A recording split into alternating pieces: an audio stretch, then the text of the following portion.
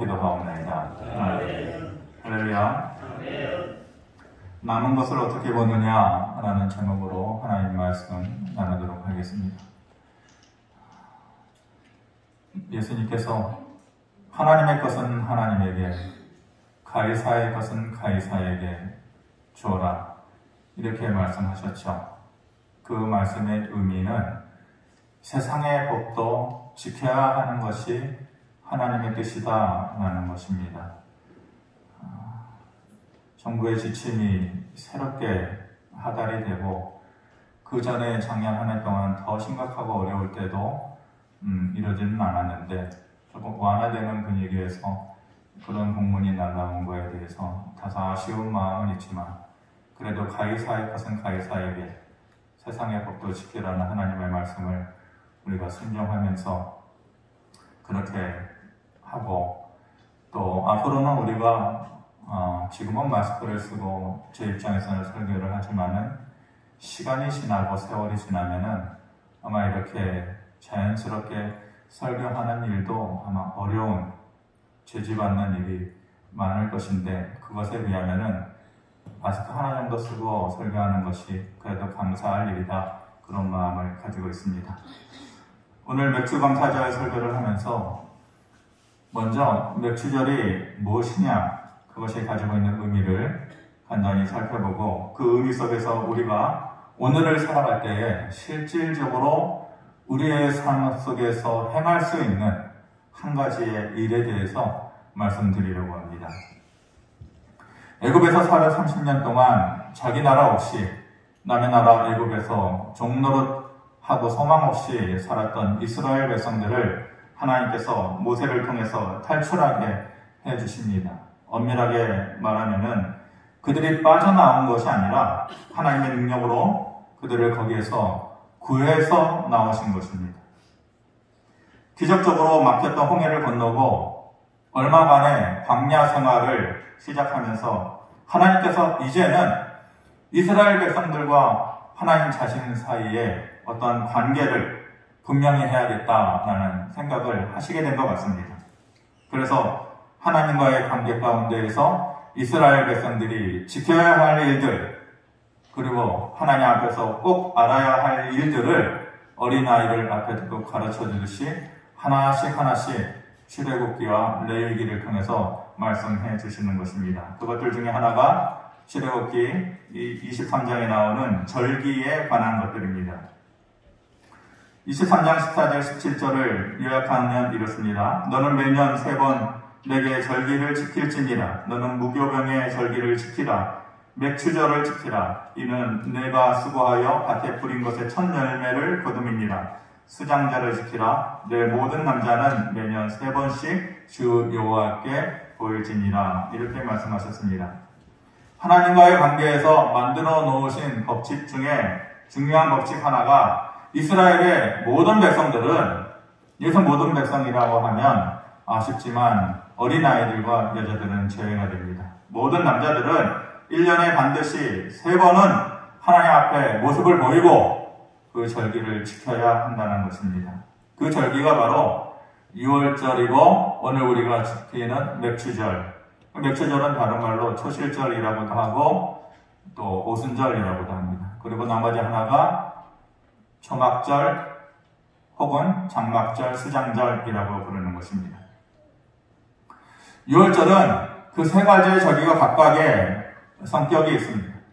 그리고 의미를 가지고 있습니다. 6월절은 애굽에서 빠져나올 때에 구원이 없던 땅에서 구원과 자유의 땅으로 인도해 내시는 그 구원의 하나님을 기억하고 감사하라는 의미가 그 6월절에 담겨져 있고, 그리고 오늘 우리가 드리는 맥추절은 한 해의 농사에서 첫 열매를 주신 하나님을 기억하고 감사하라는 의미가 있는 것입니다. 이스라엘 백성들 농사법이나 그 농사절기가 우리랑은 좀 차이가 있지만은 그들이 말하는 첫 열매는 오늘로 보면 우리에게는 제가 기도 중에도 했지만은 한 해의 절반을 지내온 그것에 대한 열매를 생각하면서 감사한다는 의미가 있겠다 보면 될 것입니다. 또 하나가 이제 수장절입니다. 수장절은 다른 말로는 초막절이라고 합니다. 이스라엘 백성들이 애굽에서 빠져나와서 광야 생활을 할 때에 머물 것이 없어. 광야의 무더운 날에 그 날씨와 추운 밤의 날씨를 거기서 견딜 수가 없어. 천막을 짓고서 그들이 광야에 40년 생활을 보내거든요. 하나님께서 초막의 생활을 하게끔 하시면서 광야 생활을 보여주신 것처럼 특별한 하나님의 인도하심과 보호하심이 있었다라는 것이 그 안에 의미가 내포되어 있고, 수장절은 또 무엇입니까? 거둘 수자를 씁니다. 곡식을 거두어서 이제는 저장할 수 있게 되었다는 것입니다. 광야 생활을 하면서 유목민 생활처럼 이리저리 떠돌아다니는 이스라엘 백성들, 내일이면은 뭘 먹나 늘 그런 고민을 하고 살았겠죠. 저장이라는 것은 꿈도 꾸지 못했습니다. 그런데 이제는 저장할 수 있게 되었어요. 곡식을 저장할 수 있게 되었다는 것은 하나님의 특별한 채우심이 있었다라는 것입니다. 그래서 수장절은 하나님의 채우심과 인도하심과 보호하심, 그것을 기억하고 감사하라라는 의미를 가지고 있는 것입니다. 그러고 보면 말했던 이 세 가지의 절기를 통해서 공통적인 의미를 찾아볼 수가 있습니다. 그것은 그때그때마다 그 상황에 맞게끔 함께 해 주셨던 하나님을 기억하고 감사하라는 것입니다. 그냥 하나님께서 모든 백성들이 1년에 3번 하나님 앞에 오는 것을 보려고 했던 것이 아니라, 그냥 보자, 그것이 아니라 너희가 너희의 삶을 살아가면서 그 절기가 되면 내가 너희에게 무엇을 해주었던 하나님인지를 기억하라.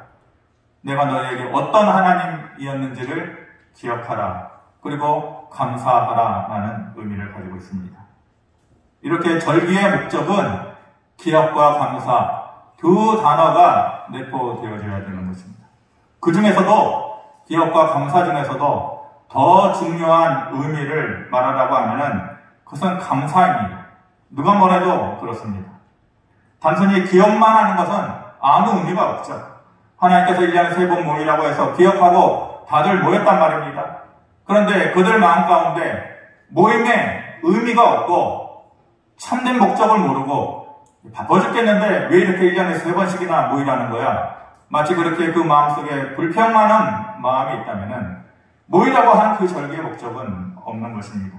또한 모여가지고 무덤덤한 모습으로 있다가 돌아간다면 그 자체도 아무 의미 없는 것입니다. 하나님의 절기의 이 모임을 통해서 보시고자 한 것은 백성들을 향해서 역사하셨던 하나님께 감사해야 된다라는 의미가 더 크게 거기에 담겨져 있는 것입니다. 그들의 절기에 하나님을 만나고 모였던 것은 오늘 살아가는 우리가 예배를 통해서 하나님을 만나는 것과 똑같은 것입니다. 그러므로 예배를 드릴 때에 하나님께서 행하신 일들, 하나님께서 우리에게 어떤 분이신다는 것에 대한 기억과 감사가 없다면 그것은 아무 의미가 없는 것입니다. 세상에 수많은 사람들이 있습니다. 소수민족까지 포함해가지고 세상에 수많은 언어가 있는데 몇 개 정도의 언어가 있을 거라고 생각하십니까? 세상에. 우리가 잘 아는 기본적인 언어들이 있죠. 영어, 불어, 독어, 일본어, 중국어 그런 언어들이 있지만은 소수민족의 언어까지 포함하면은 약 7,000개가 조금 넘는 언어가 있다라고 합니다. 엄청나게 많은 언어의 숫자죠. 그 언어를 70억 명이 넘는 사람들이 사용을 하고 있습니다. 그런데 그렇게 들어보지도 못하고 알지도 못하는 수많은 다양한 언어들이 있는데 희한하게도 그 언어들마다 희한하게 처음 태어나가지고 처음 배우는 말은 그 수많은 언어들, 수많은 상황 가운데 있는 사람들이 다 동일하다는 거죠. 그것까지는 공통적인 것이라는 그게 뭐냐?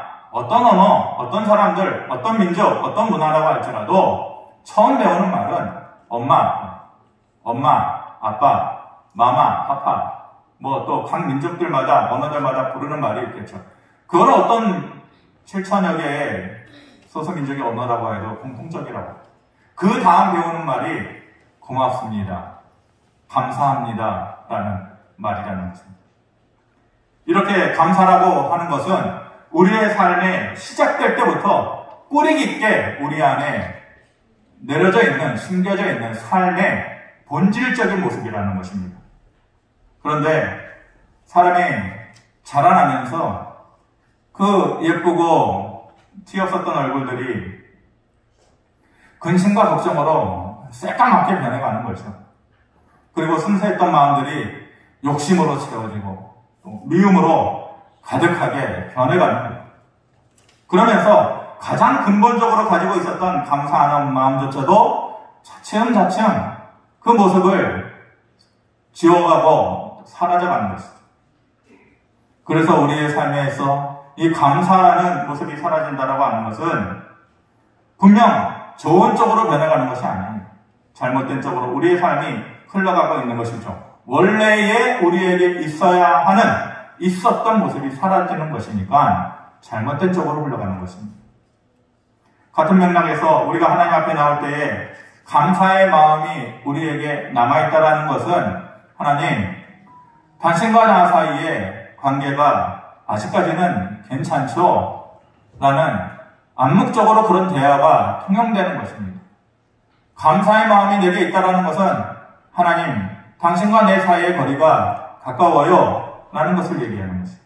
그런데 하나님 앞에 나오면서 감사와 그 하나님께서 하신 일에 대한 기억이 무덤덤하고 그 마음이 느껴지지도 않고 고백되어지지도 않는다면 말 안 하지 않아도 그 마음 가운데 이런 말이 있는 거예요. 이런 마음이 있는 거예요. 하나님, 당신과 나 사이는 이제 멀어져 있어요. 당신과 나 사이에 이제 문제 있는 거예요. 라고 스스로 말하는 것과 같은 것입니다. 매번 감사절 설교를 하면서 고민이 됩니다. 감사해야 된다라는 말이 기본적으로 하나님께서 원하시는 것인데 실질적으로 우리가 삶을 살면서 설교의 말을 듣는 사람 중에 정말로 감사하지 못하는 사람들도 있을 텐데 감사하기 힘든 사람들도 있을 텐데 원론적인 설교만 하면 이 사람들이 예배당 문을 열고 나아갈 때에 무슨 마음이 들까? 나는 뭔가? 내 인생은 뭔가? 정작 귀로는 듣는데 마음으로 들리지 않는 그런 사람들이 어찌됐건 많이 있을 텐데 무슨 설교를 해야 되나? 그런 준비할 때 힘든 마음이 듭니다. 아무리 감사에 대해서 강조를 한다고 해도 감사의 마음이 생겨나는 것 아니잖아요. 작은 것이라도, 정말 작은 것이라도 우리가 말씀을 들었을 때 그것을 내가 할 수 있겠다. 이거는 내 마음 가운데 간직하고 살아야겠다. 라는 그런 마음이 우리에게 있었으면 하고 설교를 준비하다가 오늘 본문 말씀이 떠올랐습니다. 사실 떠오른 말씀은 두 가지의 장면이에요. 두 가지의 장면이기 때문에 두 가지의 본문을 읽어야 되는데 그렇게 읽는 것이 또 불편해서 본문은 사무엘상 13장으로만 그렇게 같이 읽었습니다.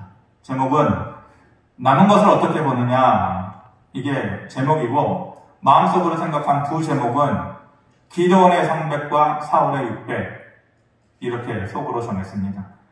한 가지의 장면은 사사기에 나오는 기드온의 300 용사 그리고 또 하나의 장면은 오늘 우리가 본문으로 본 사울왕 앞에 있는 600명의 사람들 그래서 기드온의 300과 사울의 600 이렇게 생각을 했습니다. 사사기 7장을 보면 미디안 사람들이 그 침입을 해와서 하나님께서 기드온을 세우십니다. 세우시고 미디안 사람들과 싸우라고 명령하십니다. 사사기 7장 12절에 말씀하시기를 이스라엘과 싸우기 위해서 그 앞에 선 미디안 사람들의 숫자가 들판에 메뚜기와 같고 바다의 모래알처럼 많다라고 그렇게 얘기를 했습니다. 그렇게 수많은 사람들, 미디안 사람들을 대적하기 위해서 모여있는 이스라엘 백성들의 숫자는 몇 명이었을까요? 정확하게 몇 명이다라고 얘기하지 않지만은 그 뒤에 말을 조합을 해보면은 처음에 모인 숫자가 32,000명이었어요. 바다의 모래알처럼 기겁할 정도로 많이 모여있는 미디안 사람 앞에 기껏해서 모인 이스라엘 백성들의 숫자는 32,000명.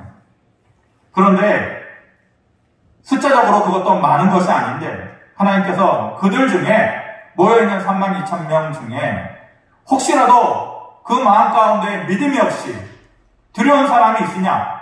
너희는 돌아가라. 이렇게 얘기했어요. 기도원을 통해서 그렇게 돌려보내라고 하십니다. 그리고 행여 각자의 사정이 있는 사람들도 있을 것이다. 결혼한 지 얼마 안 된 사람들도 있을 것이고 또 부모를 봉양해야 되는 사람들도 있을 것이고 또 가정에 문제가 있는 사람들도 있을 것이고 이렇게 각자의 사정이 있는 사람들도 전쟁을 피해서 돌아가려면 돌아가라 라고 명령합니다.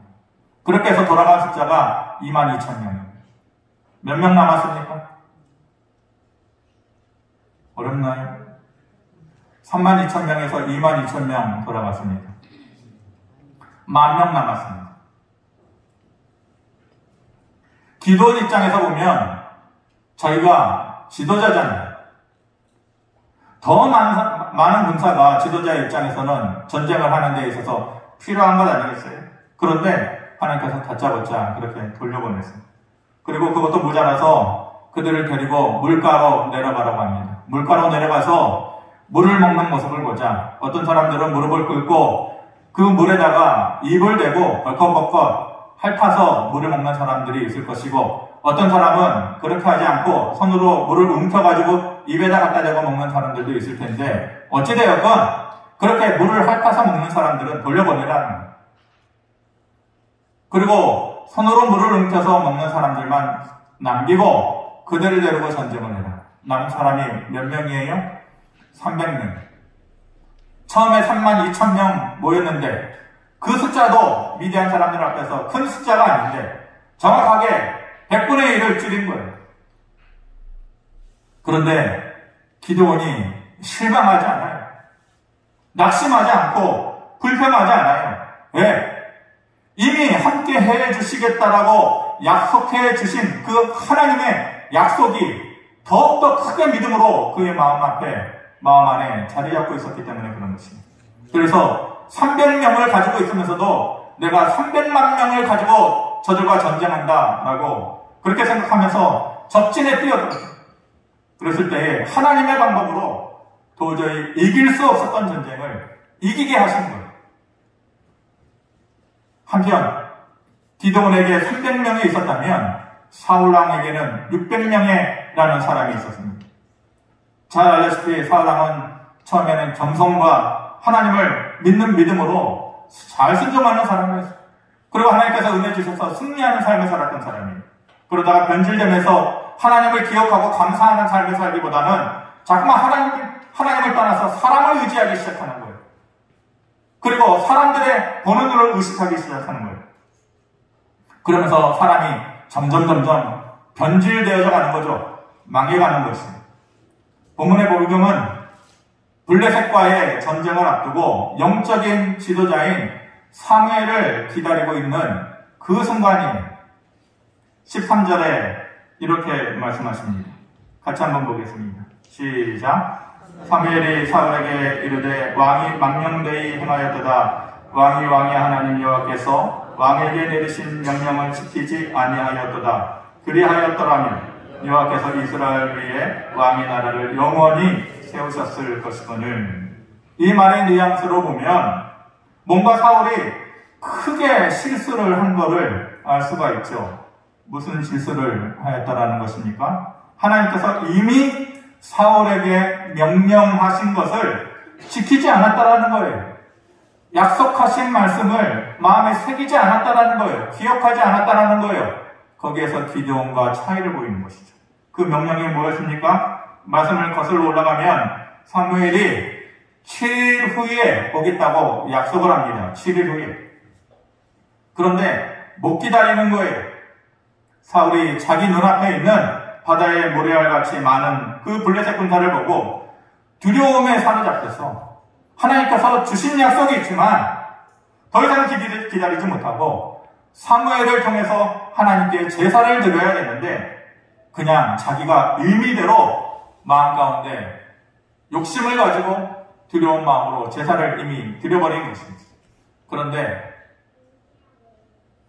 타이밍에 절묘함이죠. 그렇게 기다리다가 아는 사무엘을 보고 잘못된 제사를 드리자마자 사무엘이 도착한 거예요. 도착해서 보니 이미 제사를 드리고 있는 거예요. 그래서 지적을 하죠. 사울이 자기 맘대로 제사를 드린 것에 대한 책망을 한 게 아니에요. 사무엘이 와가지고 사울왕이 보니까 너 하나님의 뜻대로 해가지 않았구나.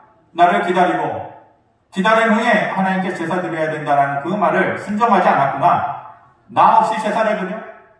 내가 제사장인데 왕인 네가 제사장직을 대신하겠느냐? 월권행위를 하고 있느냐? 이거를 지적하고 있는 것이 아니에요. 그 내면은 사울왕의 마음속에 있는 한 번 약속하신 하나님의 말씀에 대한 굳은 믿음이 없었다라는 것이 보인 거예요. 사무엘이. 왜 그 믿음이 없느냐? 만약 어제에 기드온이 있었다면 그렇게 얘기했겠죠. 기드온 봐라. 눈앞에 보이는 현실이 암담하고 불리하고 두려운 상황인데도 불구하고 하나님께서 주신 약속의 말씀을 굳게 잡고 300명이 남아있는 그것에 대한 것을 감사하고 그것을 300만 명이라고 생각하면서 하나님을 의지하고 나갔을 때에 이길 수 없는 전쟁을 이겼던 것을 기억하지 않느냐? 아마 분명히 그렇게 얘기했겠죠. 근데 너한테는 왜 그런 믿음이 없느냐? 왜 남아있는 것을 보는 눈이 왜 그것밖에 안 되느냐? 그렇게 질책하는 것이었습니다. 15절에 사무엘이 일어나 길갈에서 떠나 베냐민 기브아로 올라가니라. 사울이 자기와 함께한 백성의 수를 세어보니 600명 가량이었다. 이렇게 말합니다. 그때 사울에게는 600명의 사람이 남아있었습니다. 한번 그림을 그려보시기 바랍니다. 한쪽에는 기드온의 300용사가 있어요. 또 한쪽에는 사울의 600명의 사람이 있어요. 그리고 가운데에는 그들이 직면하고 있는 똑같은 상황이 있어요. 그 상황이 뭡니까? 사사기 7장 12절에 나오고 사무엘상 13장 5절에 나오는 그 상황을 똑같이 말하고 있어요. 그 똑같은 상황이 뭐예요? 그들의 대적이 미디안이었건 블레셋이었건 바다의 모래알처럼 많았다라는 것이에요. 불리한 상황이었다라는 거예요. 기드온 때나 사울왕 때나 가운데에 있는 상황은 똑같았어요. 그렇게 같은 상황을 가운데에 놓고 기드온은 자기에게 남아있는 그 300명의 사람들 뒤에 역사하실 하나님을 보고 있는 거예요. 그 하나님을 기억하고 싸우고 있는 거예요. 그런데 사울은 자기 앞에 놓여있는 그 600명의 사람을 보면서도 이미 싸울 용기를 잃어버리고 두려움에 사로잡혀서 우왕좌왕하고 있는 거예요. 하나님을 찾아볼 수가 없어요. 그 마음 가운데 하나님을 믿는 믿음과 말씀의 약속이 남아있지가 않는 거예요. 지금 내게 남아있는 것을 어떻게 보느냐에 따라서 감사할 수 있는 삶이 되기도 하고 불평하고 두려워하는 삶이 되기도 하는 것이에요. 그리고 그의 삶에 따라서 하나님의 능력이 나타나기도 하고 그 능력이 감춰지기도 하는 것이에요. 그것이 우리의 삶이에요. 모세가 바로 앞에 서야 되는데 용기가 없어요. 도저히 그 태양신과 같은 바로 앞에서 가지고 내가 무슨 말을 해야 되느냐? 그때 하나님께서 뭐라고 얘기하십니까? 너에게 있는 것이 무엇이냐? 라고 물어요. 뭘 가지고 있었어요? 막대기 하나 가지고 있었어요. 그런데 그 보잘것없는 막대기로 홍해를 건너게 하시고 전쟁의 승리를 거두고 40년 광야 생활을 승리로 이끈 큰 기적을 베푸신 거예요. 너에게 있는 것이 무엇이냐? 남아있는 그것이 빨랑 막대기 하나였어요. 근데 하나님께서 큰 역사를 이루십니다. 엘리야가 모든 땅에 가뭄이 들었을 때에 사르밧 지방의 과부의 집으로 하나님께서 보내시죠. 그런데 그 집에 갔더니 남아있는 게 없어요. 그 과부의 집도 먹을 것이 없어가지고 탈탈 떨어서 오니까 곡식통에 손으로 질 만한 한 움큼 곡식가루 있는 게 그게 다예요. 기름병에 기름 조금 있는 게 다예요. 엘리야가 물어봤겠죠. 너에게 있는 것이 무엇이냐? 이게 단데요. 엘리야를 통해서 하나님께서 역사하시니까 하나님의 때가 이를 때까지 뭐라고 했습니까? 그 곡식통에 곡식가루가 끊어지지 않고 기름병에 기름이 떨어지지 않게 하셨다. 내게 있는 것이 무엇이냐 했을 때에 손 한 움큼의 곡식가루 그게 전부였어요. 근데 하나님의 역사는 생명의 역사로 큰 일을 이루신 거예요. 다윗이 도망하다가 아둘람 굴에 피해 들어가잖아요. 누가 물어봤어요. 너에게 있는 것이 무엇이냐? 둘러보니까 죄다 부족한 사람들이에요. 상처받은 사람, 쓰러져 있는 사람, 낙심한 사람, 사회적인 지위가 아무것도 없는 사람, 명예라고는 찾아볼 수도 없는 사람, 모두가 그렇게 꾸질꾸질한 사람만 있는 거예요. 만약 그 자리에서 너에게 있는 것이 무엇이냐라고 얘기했을 때 그것만 보고 불평하고 원망했다면 그 이후에 이루어질 다윗 왕국의 역사는 없었을 것이에요. 하나님께서 다윗 왕국을 이루실 때에 다른 사람 불러다가 그 왕국을 이루신 게 아니에요. 아둘람 굴에 있었던 내게 남아있는 것이 무엇이냐, 그 연약한 것들을 통해서 하나님께서 다윗 왕국을 이루신 것이에요. 하나님은 남아있는 것에서 시작해서 그것을 크게 하시는 하나님이시다라는 것을 저와 여러분들이 반드시 기억을 해야 되는 것입니다. 말씀을 마칩니다. 17세기 시인인 조지 허버트라는 사람이 이런 글을 남겼습니다. 그의 인생 말년에 하나님께서 저에게 참 너무나 많은 것을 허락해 주셨습니다. 그것을 제가 누릴 수 있었습니다. 그런데 하나님, 딱 한 가지의 것, 그것을 더 구하면 안 되겠습니까? 딱 한 가지의 것, 그것을 하나님께서 더 채워주시면 안 되겠습니까? 라고 구했던 것이 뭐냐? 저에게 감사하는 마음을 허락해 주십시오. 이미 이루신 게 많아요. 가지고 있고 누리고 있는 것이 많아요. 근데 그의 마음 가운데 마지막 인생의 퍼즐 한 조각은 뭐냐? 감사하는 마음을 저에게 채워주시면 안 되겠습니까? 쉽게 되는 것이 아니에요. 제가 이 말을 보면서 솔로몬이 생각이 났어요. 솔로몬이 어린 시절 왕이 되어서 암담하고 어떻게 이 나라를 다스려 나갈까 하나님 앞에 기도하고 구할 때에 하나님께서 뭘 원하느냐 했을 때에 돈 구하지 않았어요. 명예 구하지 않았어요. 뭘 구했습니까? 나는 아직 어립니다. 이 백성을 재판하고 다스릴 만한 능력과 지혜가 없으니까 지혜를 달라고 그렇게 간구했잖아요. 그런데 역사와 인생은 되돌릴 수 없지만 what if 혹시라도 만약이라는 역사가 있다면 만약 그 순간에 솔로몬이 지혜를 구하지 않고 이 조지 허버트처럼 하나님, 제가 평생을 살면서 하나님 앞에 감사할 수 있는 마음을 저에게 허락해달라고 만약 그 기도를 했다면 아마 솔로몬의 인생은 달라졌을 거예요. 솔로몬의 인생은 그렇게 망가지지 않았을 거예요. 저와 여러분들이 살면서 우리에게 남아있는 것이 사르밧 과부의 손에 그 손바닥에 쥐어진 한 움큼의 곡식가루다, 이것밖에 없다라고 생각될 때가 많이 있을 것이에요. 바다의 모래알처럼 많은 그런 적군들을 상대하면서 살아가야 하는데 나에게 남아있는 능력이라는 것이 기드온의 300농사와 같은 다른 사람과 비교해 보았을 때에 상대적으로 초라해 보여요. 나는 왜 이래? 우리 집은 왜 이래? 내 인생은 왜 이래? 늘 그렇게 내게 남아있는 것이 초라해 보이는 그런 마음이 우리를 낙심케 할 때가 있을 것입니다. 하지만 그 상황과 그 남아있는 것을 바라보는 마음과 눈이 사울왕과 같지 않기를 바랍니다. 오히려 기드온처럼 내게 남아있는 것을 감사하고 그것을 통해서 역사하시는 하나님을 기대하면서 살기를 바랍니다. 제가 여러분들에게 해줄 수 있는 말은 여기까지예요. 더 이상 제가 해줄 수 있는 것은 없어요. 그리고 오늘의 이 말씀을 남아있는 여러분들의 삶의 여정 가운데 내게 남아있는 것을 어떤 마음으로 보느냐, 어떤 눈으로 바라보느냐, 그리고 그 뒤는 그 마음을 어떻게 가지느냐에 따라서 하나님께서 하실 부분이에요. 하나님께서 역사하실 부분이에요.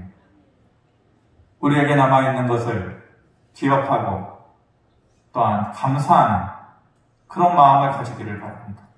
그것을 바라보는 눈이 좀 더 여유 있고 하나님 앞에서 살아가면서 더욱더 하나님께 의지하고 맡길 수 있는 감사의 모습으로 살 수 있는 저와 여러분들의 삶이 되어지기를 주님의 이름으로 축원합니다.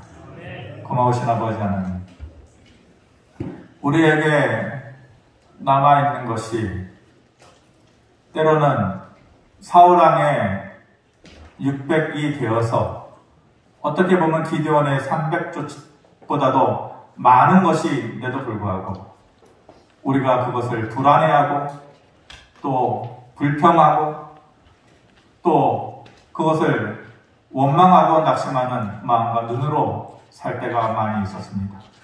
아버지 하나님, 남아있는 것을 통해서 크게 역사하시는 하나님이라는 것을 믿음의 눈으로 바라보게 하시고 그 일을 이루시는 하나님을 더 깊게 의지하고 살아가는 우리들의 삶 속에 꿈꾸지 못했던 삶의 열매가 있게 하여 주시옵소서. 예수님의 이름으로 기도하옵나이다. 아멘.